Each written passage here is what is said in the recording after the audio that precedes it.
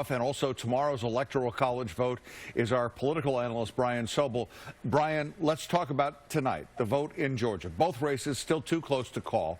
But what's at stake here in practical terms?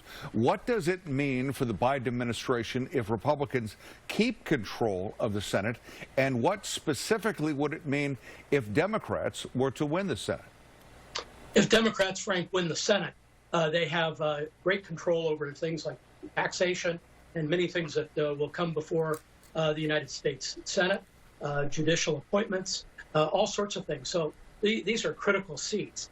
And remember that what would happen here is you'd have 50 Republicans, 48 Democrats, 2 independents, and the independents vote with the Democrats, so it's 50-50.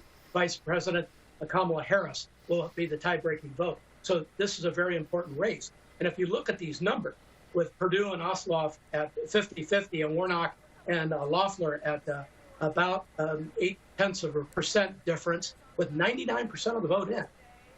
This is razor thin. I would add one thing, Frank, and that is that if you'll recall in November, Joe Biden beat Donald Trump by 11,779 votes in Georgia, 49.5% to 49.3%. So Georgia, frankly, has become the new Florida. Yeah, Brian, you mentioned these races are still too close to call. Democrats leading by the narrowest of margins in these races. If Democrats do, after all the votes are counted, do end up sweeping the races, what's the impact for California? In other words, why should people here in California care what happens in Georgia? Because of the numbers, what those 2 seats would deliver to the Senate. What happens in the Senate is consequential to California because money from the federal government comes here. Also, it's important because Kamala Harris is the Vice President of the United States. And along with her 2 California United States senators and with other people in the Senate, it's important.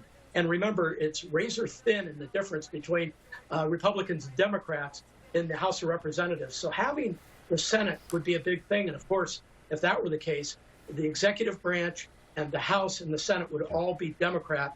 And that, frankly, Julie, puts a lot of pressure on Democrats to get together, both the progressive wing and the conservative, moderate wing of the Democrats, to do things.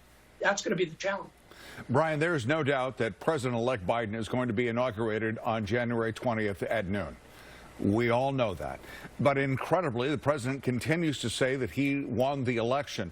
After the electoral vote certification fails tomorrow in Congress, what, if anything, could President Trump do?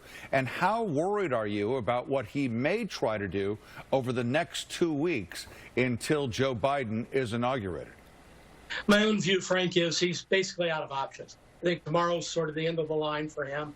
He's going to have to decide to go into the proverbial forest and decide whether he wants to make another run in 3 years as the beginning of a campaign to take on Joe Biden again, or Kamala Harris if Joe Biden is not the president after 4 years, which we, of course, hope he will be. But having said that, Donald Trump's going to go away. Not the entire Trump movement, but that person will. And I think it could be argued, frankly, that all his rhetoric about corruption and elections and everything else may have actually given Democrats in Georgia the edge and may deliver them 2 seats. Frankly, Donald Trump should have stayed out of that race, but some would argue he really energized his Republican base there. But we'll see. Yeah, we sure will see. All right, because well, we will continue. Yeah, I'm sorry. Go ahead, Julie. Go ahead.